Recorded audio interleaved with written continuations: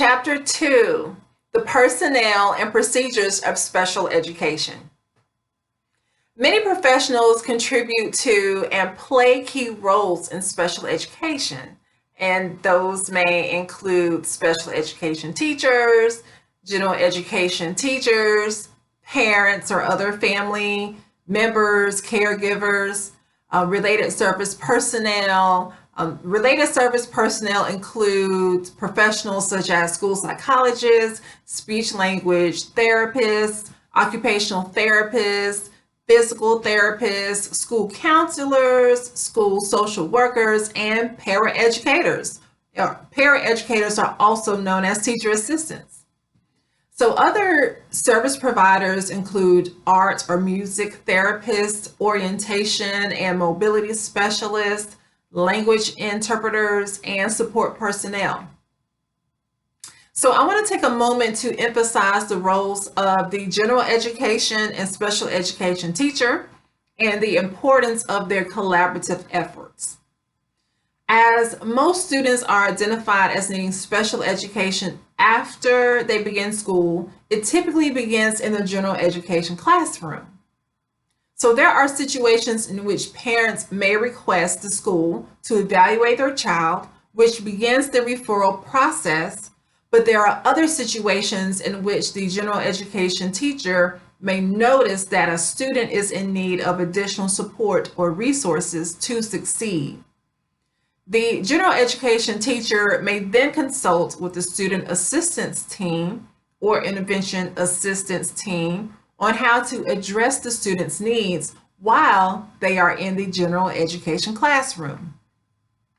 The goal of the student assistance team or intervention assistance team is to collaborate with the teacher on how to help the student while they are in the general education classroom.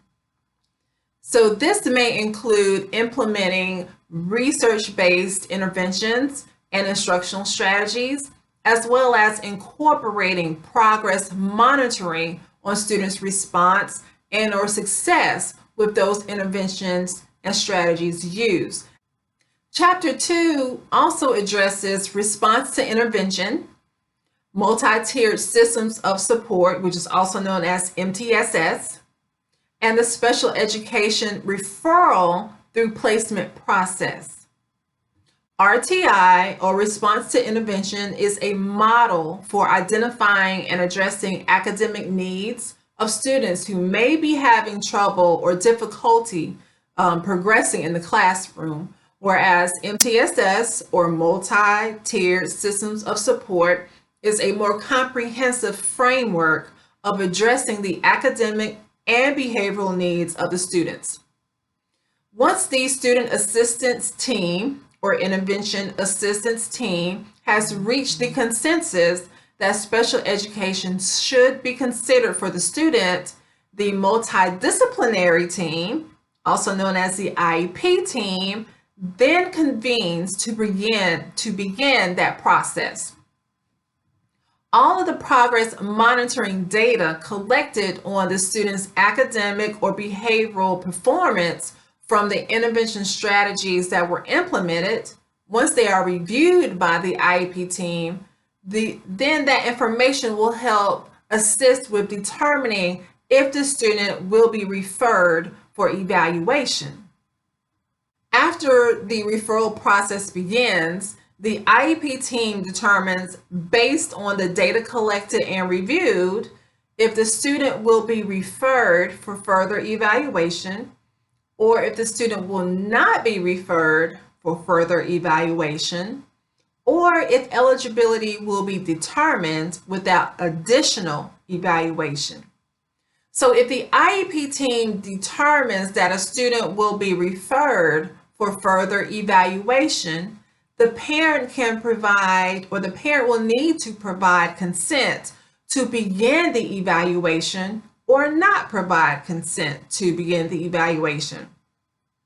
So once the parent chooses not to provide consent to begin the evaluation, the referral process ends and the IEP team cannot move forward with any evaluation. In essence, the IEP team cannot move further without consent from the parents to begin that evaluation. So there are so many nuances to the referral, eligibility, placement process, too many to cover in one recording, but I just wanted to present a broad overview of the process. So once the IEP team completes the evaluation process, reviews and discusses the evaluation results, the team then decides if the student is eligible for special education.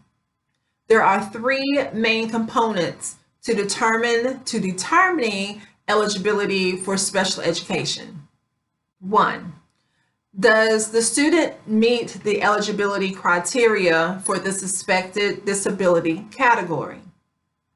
2, what is the adverse effect of the disability on the student's educational performance? And 3, what evidence exists that the student requires specially designed instruction? So once the IEP team determines that the student is eligible for special education, the team then establishes the IEP and special education placement for the student, which must be reviewed annually. Once the IEP is established, the parent can choose to provide consent for services in which the IEP will be implemented, or choose not to provide consent for services in which the IEP process ends and the IEP team must not proceed with providing services to the student.